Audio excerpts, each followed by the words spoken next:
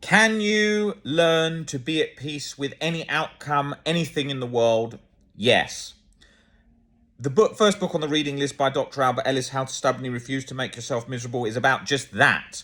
And we know that humans can accept and learn to be at peace with anything because there are humans out there who are at peace in a non-chronic anxious state with events happening around them that you would imagine, how on earth could they not be anxious? And it all comes down to perspective and acceptance. So let's start with illnesses.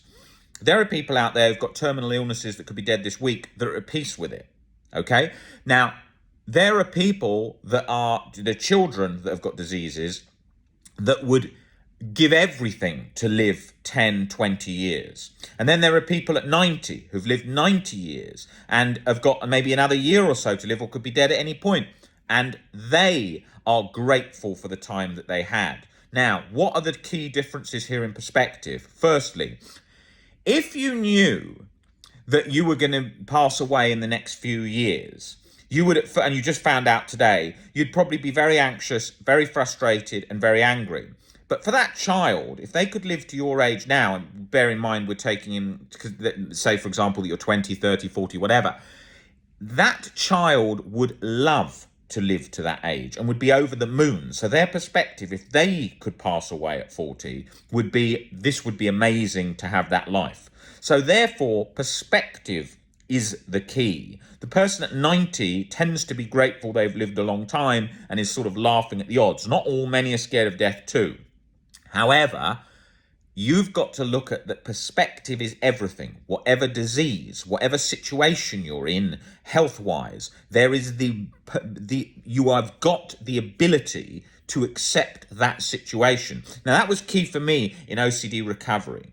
And I particularly drew upon looking at children that were suffering from illnesses and seeing how they were still smiling and they were still accepting outcomes in a much harsher reality than my own.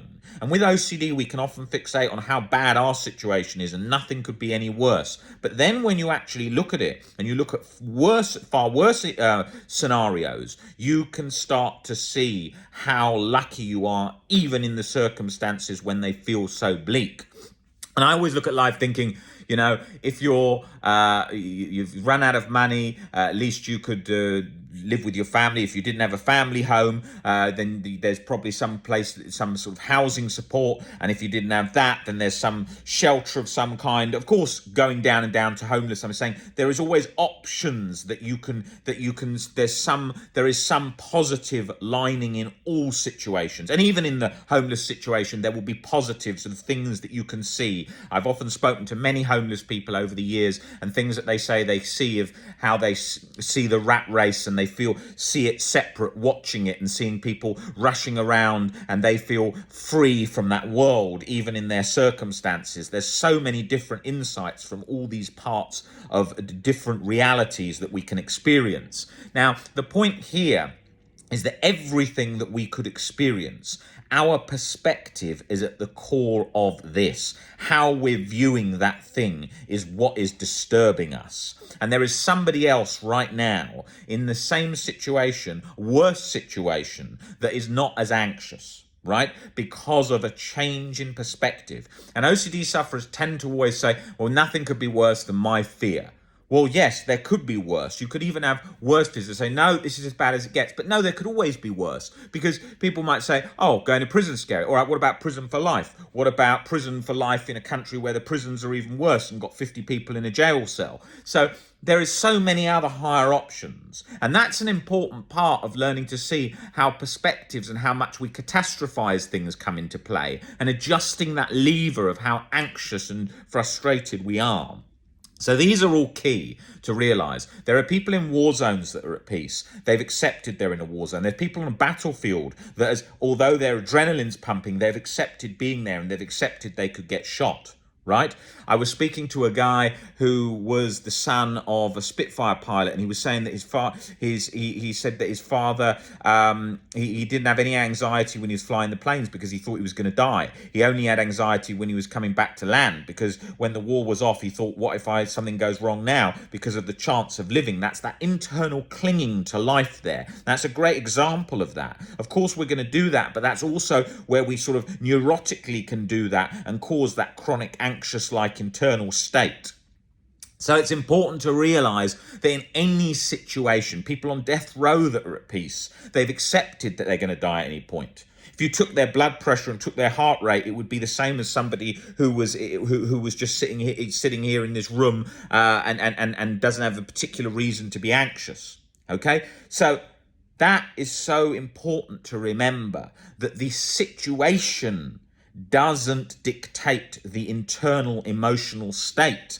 The beliefs and perspectives do. And that is so often missed. And people can't believe that. They say, how could you be anxious in that, not be anxious in that situation? Everyone is. No, not everyone is. Not everyone is.